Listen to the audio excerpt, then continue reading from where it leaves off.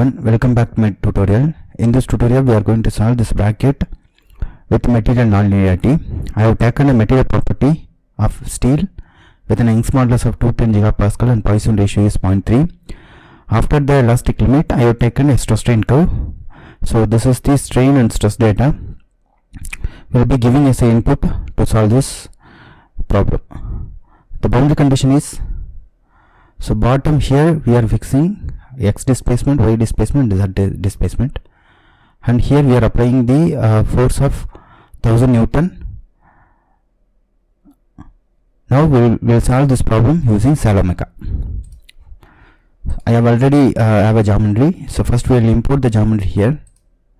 Go to file, import, step file. I have a step file.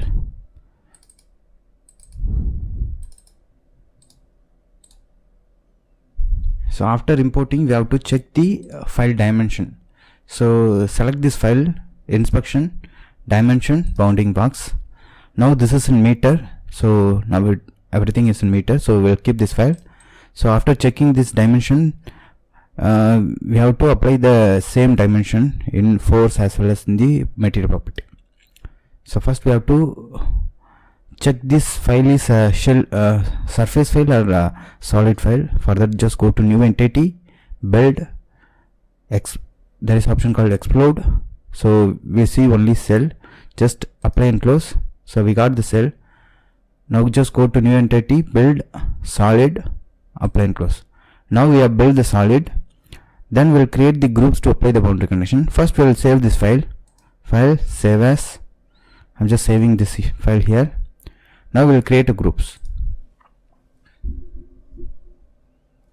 So surface group, this bottom surface is fixed.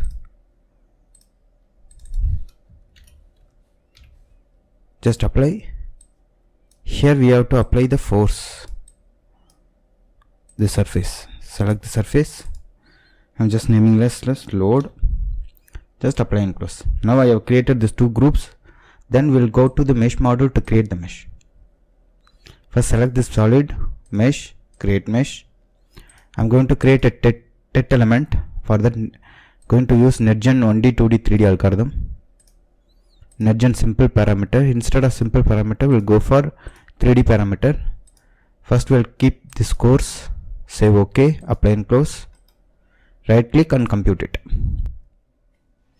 First always generate the course mesh. From that you just make it fine, refine the mesh. So it's generating 89 tet element. If it is okay, you can keep this mesh. If it is not okay, you have to remesh it. So for the study purpose, I'm going to keep this mesh. Now we'll save this file. We'll go to the aster study to create the setup. Aster study, stable, just OK. First see the PPT. So we have to specify this material property and this boundary conditions. First generate the dummy command file using isotropic linear elastic model. This is to make a quicker setup. So here I just want to fix it. We can go for one by one also. That will make that will take time. So reduce the time. I'm just generating the dummy setup, dummy value, saving this file.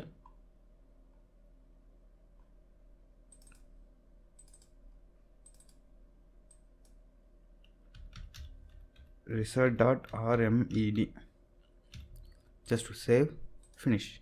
Here you can see I have created the dummy setup with a linear static analysis. From that I just want to modify into non-linear static analysis. Mesh, reading mesh is done. Model is a 3D model. Material, we have specified the elastic material. Now we have to include the material non-linearity into the material also. So for that we have to define the traction curve using define function. So I'm just naming this stress strain curve. Here coordinate, here we have to choose epsilon. Here we have to specify it, whatever it is the x coordinate. this will be a x coordinate. We have to choose epsilon. See, this column is a x coordinate, this function is the y coordinate. Whatever we are specifying is, we can specify it as a stress or sigma. So whatever we are specifying it, based on that we have to choose this. Here we have to put a strain, here we have to put stress. Here you can see that is the way we have written this function. So this one is the x and this one is the y. So we have to copy and paste this function here. Instead we can directly import the file. Just select this one, picture, code aster. So this one is the CSV data. I have saved it already.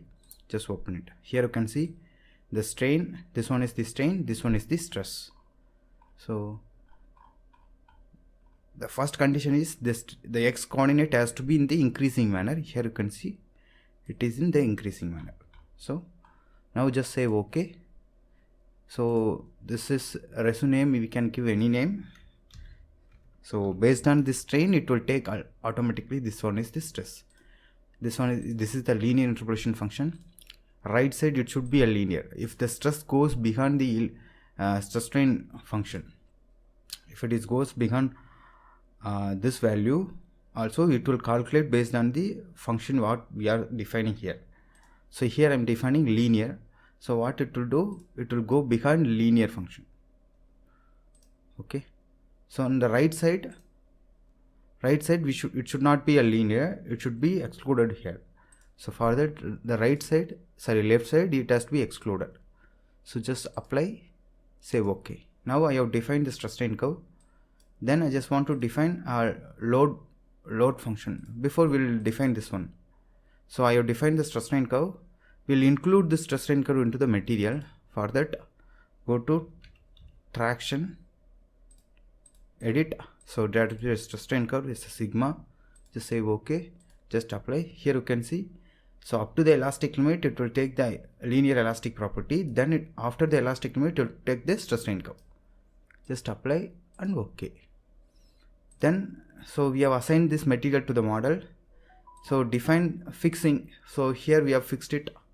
Then here we just want to apply the load, not a pressure. So here switch off this one, force phase, group of element is the load, and Fy it is a value of 1000 Newton. Here you can see. So 1000 Newton divided by area we have to put, because this command, whatever the command, it will be a pressure command. We have to apply whatever the force value, we have to convert into a pressure and we have to put it here. So just variable, add a variable,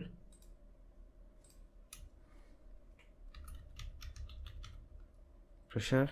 We are converting that force value into pressure of 0.034.9. So this is the pressure value for the particular force of 1000 Newton. So just apply and close, just OK, just apply and OK. Now I have given a value, this force value into positive, it has to be in the negative direction. Okay, just OK.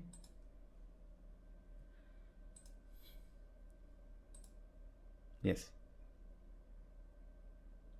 Now here then we have to define the type of analysis. It is a nonlinear analysis. Before that we have to define the time step and time period to solve. This is actually quasi-static. So define a function, load multiplication function I have to define, load f. This is the instant, that is time. Here coordinate is the, when the load is 0, when the time is 0, the load is 0. When the time is 1, the load is 1. So this is the way I am going to apply the load. Then define list 1, 0.1. So this is the way load I'm going to increase it. Instead of applying a sudden load, gradually I'm going to apply the load. Just OK, just apply and OK. Then auto method, edit. So here we can specify the maximum and minimum time iteration 0.001, 0.1. So is automatic method, it will solve. If it is not converging, it will reduce the time step based on this. Now I have defined the load function time period also. Now we'll define the solver. This is actually a static nonlinear solver. This is, we don't want it. We'll delete it. We have to add nonlinear solver, static nonlinear, edit. This is the time step, just say okay. Loads, we have two loads. First one is the BC, second one is the charge. Here we have to multiply with the load function. Here we have to choose the comportment, elastic in petit. So instead of elastic, we have to choose traction, von Mises isometric traction curve. Just say okay. Here convergence also we can specify. Maximum global relaxation 1 e power minus 6, and this is, we can make it 15 also. Just say okay. Just apply and okay. Now I have defined the solver. So what the solver will do, it will calculate the displacement every iteration, but we want to see the directional stresses as well as the von Mises stresses. For that we have to calculate we have to derive the value by using calchamp. So use the same value, same name. Here we have to choose sigma element and sigma node. Here we have to choose equivalent stress element and equivalent stress node. Just apply and okay. Now we have to locate the result file. Here we have to choose the calchamp, tauchamp, make it S. Just okay, just apply and okay. Now you can see there is no red color indicating. That means that the setup is correct. Now we'll solve this file. Just save this file, make it this plus 5 seconds. I'm just giving some more memory and run it. Every 5 seconds it will update the command file here, I mean message file. If it is diverging, we have to reduce the time step to solve the case, or we have to see this message file. Based on that we have to modify the setup. Now we'll wait for it. Now it is going on second iteration. It will solve 10 iterations.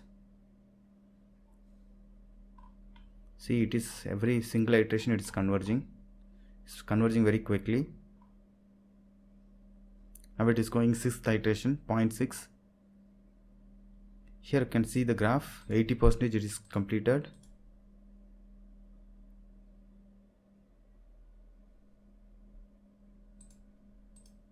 Now see, 100% it is completed. It has to update now it is calculating the stress values from the displacement. Now it is saving the results.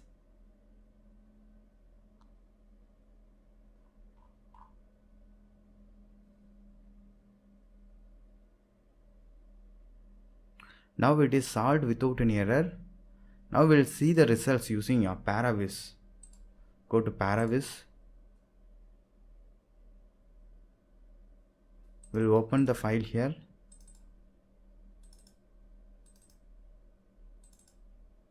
This one is our result file. Just say okay.